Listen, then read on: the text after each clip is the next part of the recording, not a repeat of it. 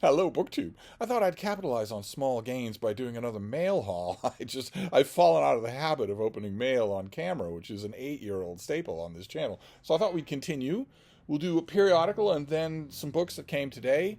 The periodical follows in a pattern of 2024, which is a system of unsubscribing. I'm afraid. I'm unsubscribing from lots and lots of periodicals in 2024. Didn't really recognize as a pattern until just now, until just today. With this is the National Review, which I have told myself in good and bad circumstances that I was subscribing to it and getting it for the so-called back of the book, which is the back half of most magazines, even politically themed magazines, that have a kind of blood-brain barrier and that are mostly reviews of books. And I've tolerated the National Review for years, even though their blood-brain barrier is weak. And most of the books that are reviewed in the back of the book are politically themed, and you get the impression that the reviewers are told, not only must you give this an honest review, this book, but you must hew to our politics when you do it, and make sure that the reader knows that. Which is contamination. That makes the review untrustworthy. But I put up with it anyway because a lot of writers that I like wrote for the magazine, both at the front of the book and in the back of the book. And I thought that would be true in this issue. This issue is not any radically different from any other. But they do a news roundup at the beginning of every issue, and I read that this time. I read that first. I didn't go straight to the back of the book because I'm just Irish bog trotter enough to not like the idea of wasting money on not even looking at the front half of the magazine when every issue, just letting all those pages go by. So I read, you get these little bulleted stories at the front that are written by the National Review editorial board, summarizing and chatting on recent political events from a so-called conservative perspective. And this was one of them. I was reading the list of these, and I wasn't all that happy or all that sad with any of them. Then I got to this one. I want to read it to you in full. It's just a paragraph. Senate Majority Leader Charles Schumer, along with 36 other members of his caucus, are advancing legislation to dictate how federal courts should rule. It would direct them to ignore any defense by a president or former president that relied on the claim that he had immunity for the conduct in question. It would also block the Supreme Court from reviewing the constitutionality of the new law. The D.C. Circuit would do that, and under generous standards. The bill is an attempt to circumvent the Supreme Court's recent ruling on presidential immunity.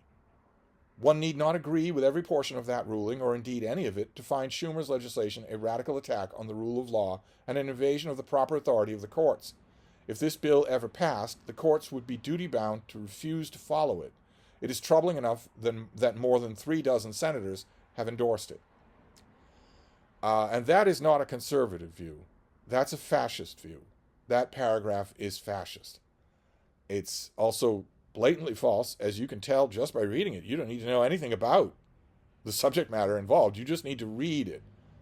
We're told that the bill that Schumer is advancing is legislation to dictate how federal courts should rule. The next sentence is, it would direct them to ignore any defense by a president or former president that relied on claims of immunity. That is, in other words, not telling courts how to rule. It's just telling them that no one is above the law. The Supreme Court decision that is mentioned here radically changed the nature of government in my country.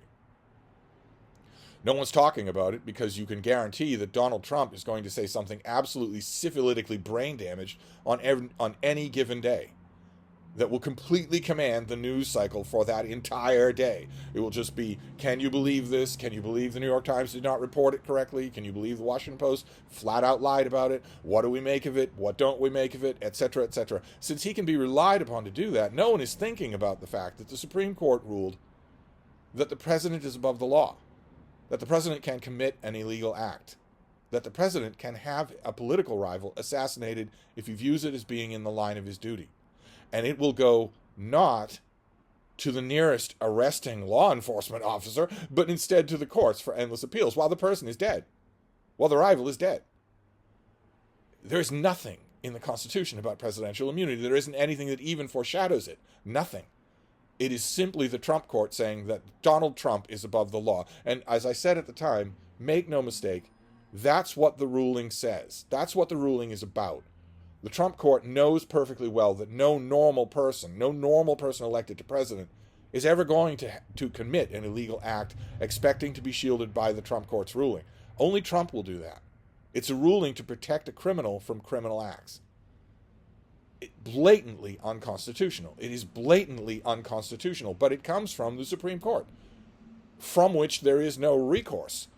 So these lawmakers have said, well, okay, but there has to be a recourse. We can't have the president above the law. We can't have the president able to assassinate someone he doesn't like.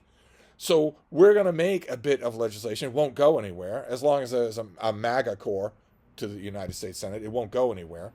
But we're going to make legislation that says that no, the D.C. Circuit Court of Appeals will be the highest authority here. It's not full exclusively of Trump employees. It's not a corrupted political body. It's not blatantly defying the Constitution. So we'll do that. And courts will be instructed by this legislation that they are not to accept that immunity decision is bogus. Just the same thing as, I don't even know, a president commits an illegal act, and when he's charged says, well, you can't charge me, I'm not an American citizen.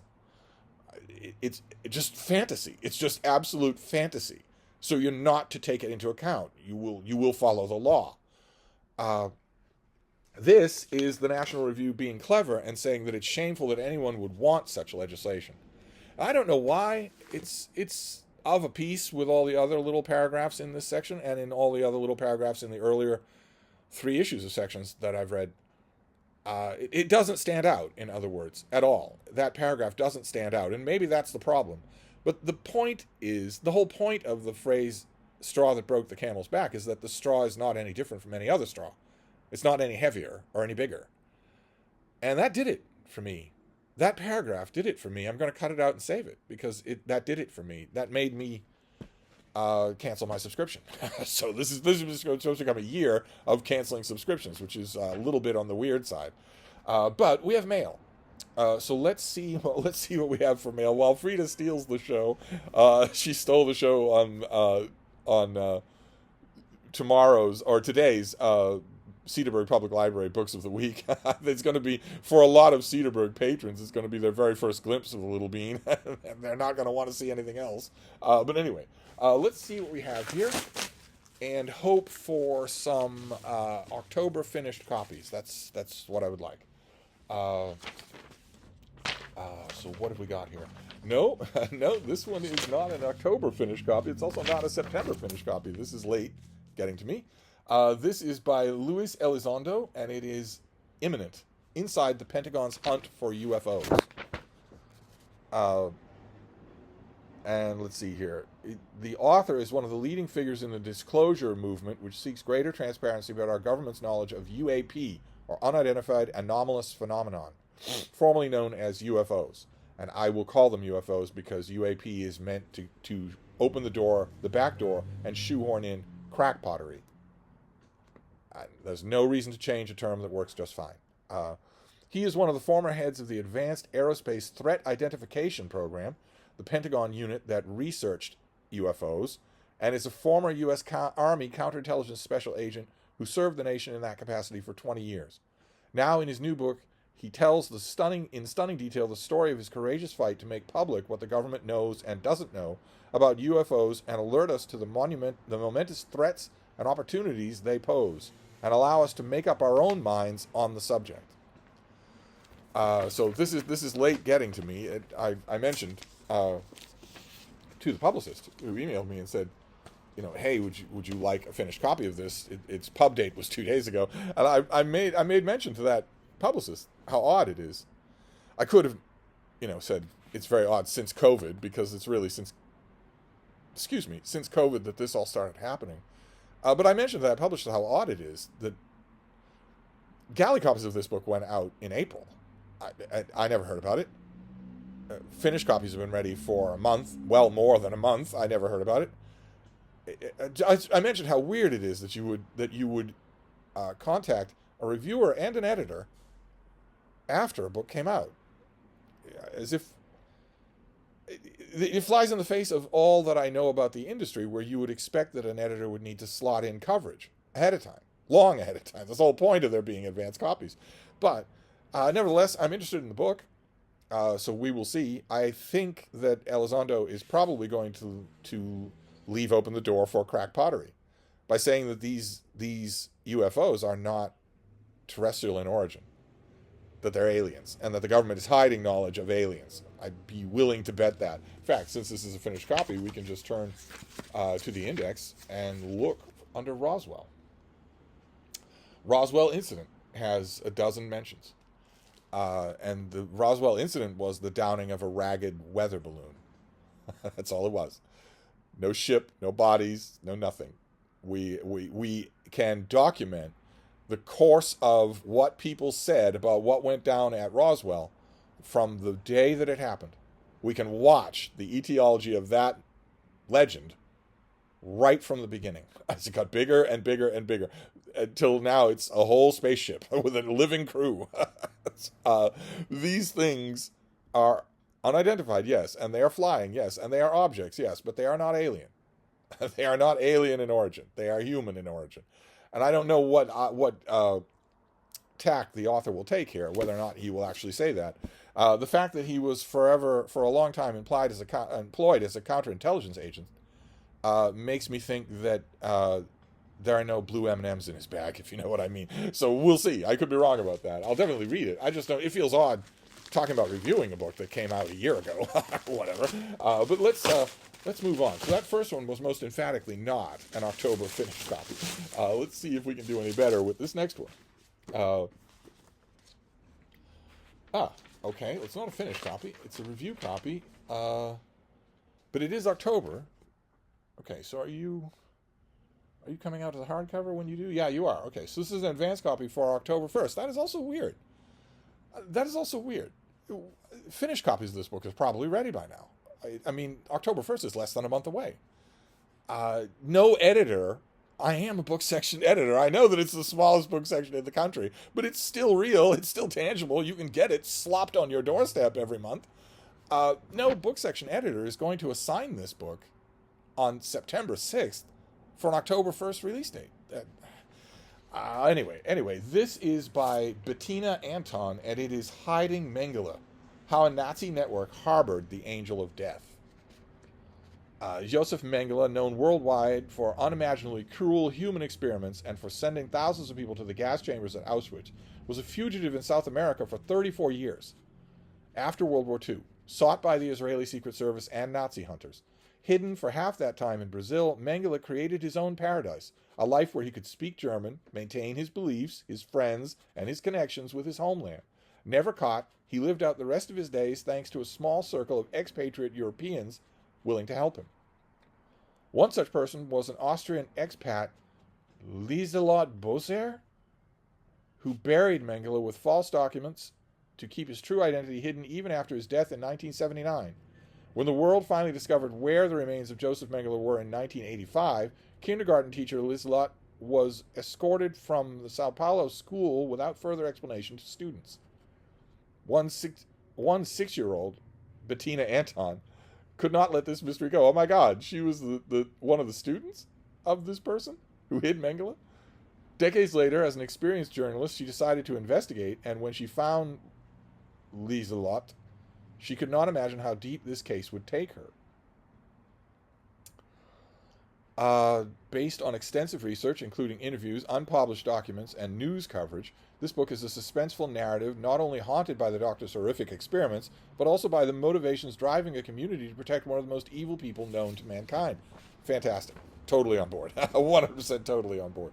Okay, so this is October 1st in a hardcover. So that's going to be fantastic. Fascinating to read. Okay, this next one feels like a finished copy. Sorry, Bean. Sorry, baby. Nothing going on. You can go back to observing your kingdom. We had a hilarious encounter earlier today. We were out on a walk and we encountered a big, gentle, retired racing greyhound. Just big and gentle, walking on stilt legs. He was terrified of Frida. Just terrified. He froze and leaned against a wall. Just because she was looking at him, she wasn't even screaming at him. She usually screams at people, but she wasn't even screaming at him. She was just looking at him, and it's difficult for me to explain to people who aren't able to see it. She there's a thing that if you are a dog, there's a thing you're doing with other dogs, unless you're a brain pithed yellow lab or golden retriever or something like that, in which case you're just happy, you're not doing this to anybody. But dogs like Frida, who have not been medically altered, they have not been beaten down by stupid rules, they have never been made to beg or to roll over. Also added to that, greatly increasing it, is that Frida has a kill count. She's killed dozens of living things in her life, exactly as she was bred to do.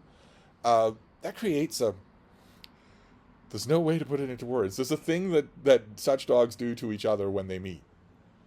It's, to a human, it's largely silent. And Frida has not only all of those factors, but she has had instantaneous deference from every dog she's ever met. And I'm not going to tell her that they're actually deferring to me. I never tell my dogs that. I don't want to burst the balloon, so they think it's them. So what that greyhound was cowering from was not the fear of this tiny little dog. That greyhound towered over Frida. It was something else. It was... Frida wasn't giving challenge. There's a process. There's a thing that dogs do. They give challenge. Of course, that retired racing greyhound was not giving a challenge. Absolutely. Would never do it. Talk about beaten down. Talk about being rescued from a horrific life. But Frida doesn't give challenge either. Not because she's afraid, but because it's just the opposite. It never occurs to her. It would never occur to her to give challenge to any dog. It never occurs to her that they aren't just going to defer to her. And so she looks at them that way, and he thought she was going to eat him. But it worked out. I assured the dog walker, the greyhound's dog walker, I assured the greyhound as well. I was saying, oh boy, please. I know she looks this way, but trust me. I'm not going to let her hurt you. And I assured the dog walker, they can meet. Just let them touch noses and then everything will be fine. And it was just fine. Because my baby is not vicious. She's not. She wants her props. You do everything that she wants, exactly as she wants it, then she's perfectly nice to get along with. Once again, I will mention the totally unconnected fact that Schnauzers were bred in Germany. So what have we got here? What is this next thing? Oh, okay. Well, I don't have any paperwork from this at all. That's a little bit on the weird side. I don't have any paperwork, so I don't know anything about this. This is a finished copy of Max Hastings' new book, Operation Biting. The 1942 parachute assault to capture Hitler's radar. So we've got two World War II related books here. I'll just read you from the dust jacket. In February 1942, Royal Air Force intelligence was baffled by a newly identified radar network, codenamed Würzburg, on the western territory of Nazi-occupied Europe. British intelligence proposed an assault to capture key components. Incredibly brave agents of the French resistance risked their lives to probe the German defenses on the Normandy coast. Then a company of airborne forces were dropped into France in the dead of night amid heavy snow. Launching their attack, the Allied soldiers dismantled the German radar and after 3 nail-biting hours and a fierce battle with the Wehrmacht defenders, escaped in the nick of time using landing craft that carried them back across the stormy seas to Portsmouth. This book retells this dramatic operation through a gallery of amazing characters. From Winston Churchill, who promoted the raid, to Lord Mountbatten, who commanded combined operations, to the brave, unsung commanders who fought their way through enemy territory. Fantastic. Well, I will read anything. I'll read anything that Max Hastings writes. Absolutely. And this thing is full of photographs. It's got 2 big islands of photographs. Wow, that's incredible. Okay, you've got charts carefully showing you where everything's happening, where the drop zone is, all that good stuff. And I imagine we also have pictures of oh, yes, we do. Okay. All right. Well, we have 2 of the participants, one of whom is ready for his Hollywood close-up, and maybe the other one who's not. It's, ooh, okay. So cue the big book of British smiles. But great, fantastic. All right, well, I'm always up for a Max Hastings book. Great. So let's go on. I'm assuming this is an October release. I don't actually know. great to know, but I don't have any paperwork for it. This next one is fairly heavy. So let's see what this one is from W.W. Norton, my favorite non-Penguin publisher. Oh, Will. He's finally here. He has finally arrived. Great. Okay. Better very, very, very late than never. This is Max Boot's new biography of Ronald Reagan, which is a September release. And it is September now. And galley copies of this thing went out in the early summer. So months and months and months ago. The publisher told me that, the publicist told me that the galley copies were all gone. There weren't any left.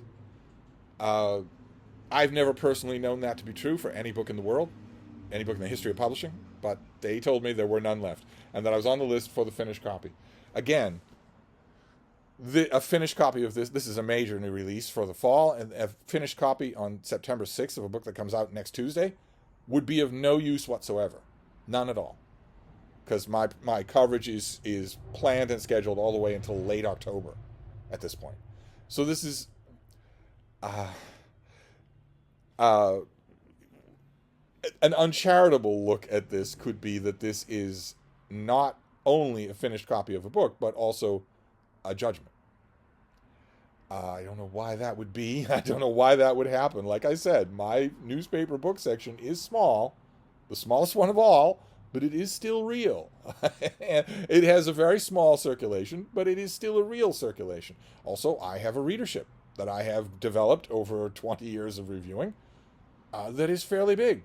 About 100 times bigger, maybe 1,000 times bigger than my circulation in Georgia. And then there's this channel, which also reaches lots and lots of people. But anyway, it's here at last. That's the important thing. So this I don't have any information on this, no sheet of any kind. This is probably coming out on Tuesday, if it's not out already. If it didn't come out last Tuesday, then it's probably coming out next Tuesday. So we'll just read the dust jacket. In this monumental and impressive biography, Max Boot, the distinguished political columnist, illuminates the untold story of Ronald Reagan, revealing the man behind the mythology. Drawing on interviews with over 140 of the president's aides, friends, and family members, as well as thousands of newly available documents, the author provides the best biography of Ronald Reagan to date. That is a quote from Robert Mann. The story begins not in star-studded Hollywood, but in the cradle of the Midwest, small-town Illinois, where Reagan was born in 1911, and Boot vividly creates a portrait of a handsome young man, indeed a much-vaunted lifeguard, whose early successes mirrored those of Horatio Alger. Okay. All right. The man behind the mythology, I believe you said. Okay. And contextualizing Reagan's life against American history. Boot recreates the world in which Reagan transitioned from local Iowa sportscaster to budding screen actor. The world of Hollywood from the 1930s to the 1950s would prove significant not only in Reagan's coming of age in such classics as Newt Rockney and King's Row, but during the twilight of his film career when he played opposite a chimpanzee in Bedtime for Bonzo. Okay, these should be small footnotes. No one cares about Ronald Reagan except as a two-term U.S. president. No one cares about Ronald Reagan except as a two-term president. So if you're getting to the halfway point of your book and you're still talking about King's Row, you have failed as a Reagan biographer, unless you're writing about his film career. And then his eventual emergence as a television host in General Electric Theater, which established his bona fides as one of the leading conservative voices of the time. Indeed, the leap to California governor in 1966 seemed almost preordained, in which Reagan became a bellwether for a nation in the throes of a generational shift. No.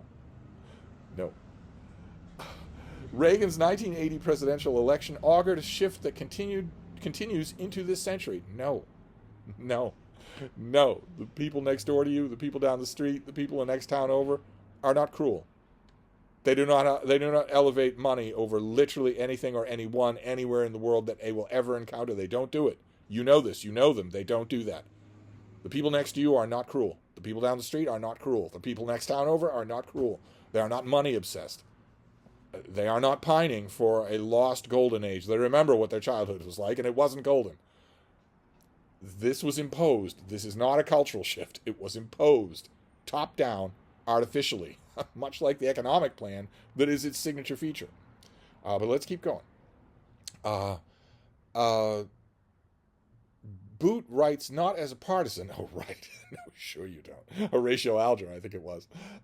He explains how Reagan was not only an ideologue, but also a supreme pragmatist who signed pro-abortion and gun controls as governor, cut deals with Democrats in both Sacramento and Washington, and befriended Mikhail Gorbachev to help end the Cold War. Okay. A master communicator, Reagan revived America's spirits after the traumas of Vietnam and Watergate and the Iran hostage ordeal. Importantly, the Iran hostage ordeal. But Boot also shows how Reagan was armored in obliviousness. He traces Reagan's opposition to civil rights over 40 years, reveals how he neglected the exploding AIDS epidemic. He reveals that, does he? I had no idea. And details how America experienced a level of income inequality not seen since the Gilded Age. With its revelatory insights, this book is no apology. It was Horatio Alger, I believe. Depicting a man with a good versus evil worldview derived from his moralistic upbringing and Hollywood westerns. Providing fresh examinations of trickle-down economics, there we go, the Cold War's end, the Iran-Contra affair, as well as a nuanced portrait of Reagan's family, this definitive biography is a compelling presidential biography as any in recent decades. Okay, well, this hardcover comes buried in blurbs, and here it is. This is one of the big biographies of the season. So here is the book. That's how big it is. Let's go to the halfway point. Where are we in the halfway point? The 1940s. When Richard M. Nixon was launching his political career in Southern California in the 1940s by expertly and unscrupulously catering to the resentments and fears of the white, suburban middle class, Ronald Reagan was still a progressive New Dealer who had nothing but scorn for Tricky Dick. But by the time Nixon ran against John F. Kennedy in 1960, Reagan was a staunch supporter, and so he remained until the bitter end of the Nixon presidency in 1974 and beyond. While other conservatives fumed over President Nixon's opening to China, his détente with the Soviet Union, and his liberal domestic initiatives, for example, the creation of the Environmental Protection Agency and the Occupational Health and Safety Administration, Reagan remained staunchly loyal. As an employee of Warner Brothers and General Electric, he had faithfully followed the company line, and now, as a Republican office holder, he extended similar allegiance to the head of his party. He invariably answered letters from conservatives critical of the president with some version of the words he wrote to a woman in early 1970, quote, "I strongly believe in giving President Nixon our full support to the end of Vietnam conflict, for I have great confidence in his judgment. He has all the facts before him, many of which we do not have." Okay, so this is the 70s. So it's not 1940s. It's the 1970s. That's okay. That's about right.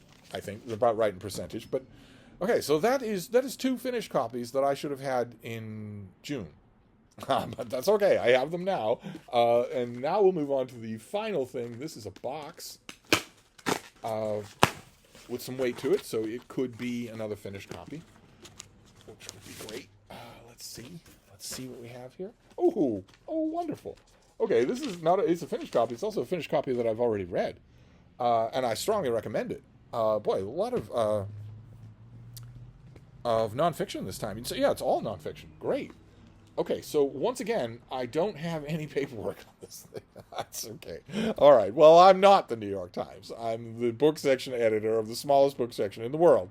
But nevertheless, it'd be nice if I had any kind of information about any of these things ahead of time. But I think this is out this month. I've already shown it to you. I've already talked to you about it. It's by Annette Canel, and it's The Green Ages, Medieval Innovations in Sustainability. And it's really thought-provoking. It's Oxford University Press. Is that right? No, Brandeis University Press. So it might be expensive. University presses tend to be pricey. It might be expensive, and it is in the weeds. It's not a sweeping history of pre-modern era efforts at environmental regulation. It's not a sweeping history of that. Instead, it pinpoints a few locations. So I'll read you about them, which means that you might want to survey it at your library first and see if you really. I really liked it, but it's a little bit of a tough sell. I don't think the author would mind if I said that. It's a little bit of a tough sell. especially since this is almost certainly going to be at least $40. But anyway, let's read from the dust jacket, as we've had to do for all of these, because I guess we're just Joe Blow off the street. I'm just 1 inch away from tossing my head back and saying, "Don't these people know who I am?" I'm just 1 inch away from doing that. Let's see here. Communities that operated a barter trade system on the Monte Subiaco in Italy, sustainable fishing at Lake Constance, common lands in the UK, transient grazing among alpine shepherds in the south of France, crowdfunding to finance bridges in Avignon.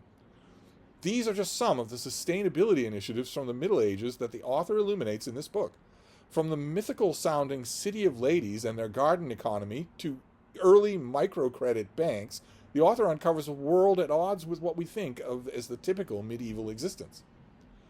Pre-modern history is full of inspiring examples and concepts that are ripe for rediscovery. That is entirely true. I welcome it. Go back into those records. Go find records that no one's consulted in a century or more. Go back and see what you see.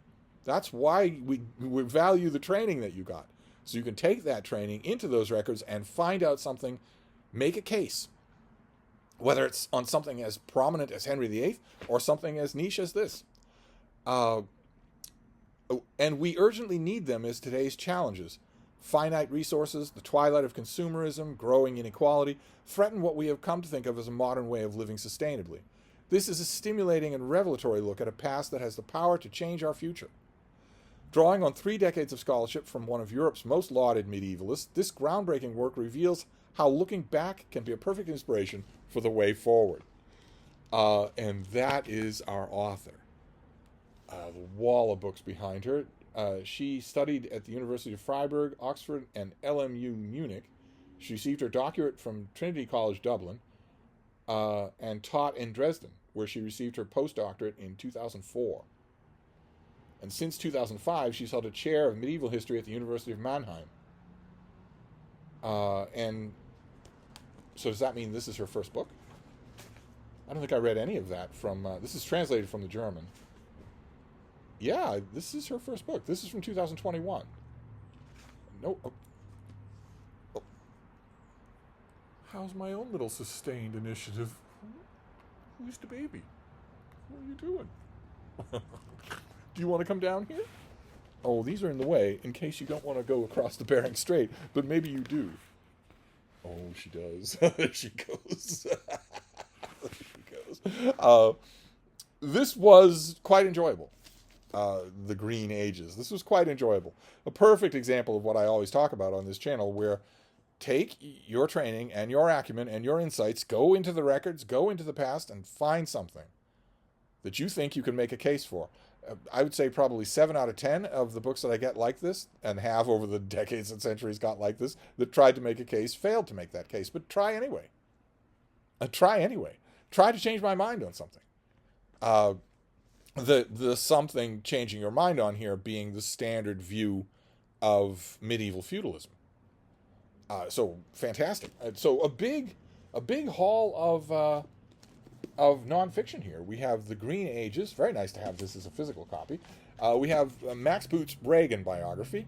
The early trumpets of a barrage of autumn and winter mainstream big biographies. This will be one of the more talked about ones, but there are lots of others in the pipeline. Then Operation Biting, one operation during World War II. Hiding Mengele, who was it who did this and how did it work? And Imminent, the study of UFOs, which by its title is apparently going to suggest that their contact and revelation to humans from Alpha Centauri or the planet Vulcan or whatever is imminent. It's not. It's not. But anyway, it'll still be fun to read. So there you go, a pile of books. And that, I hope, puts me in a little bit of good graces for mail hauls. A pile of books, a cute little interview with my dog, and also canceling another subscription. They're dropping like flies. I need to come up with a bunch of new things to subscribe to. But that's a subject for a tedious video of its own. Thank you, BookTube.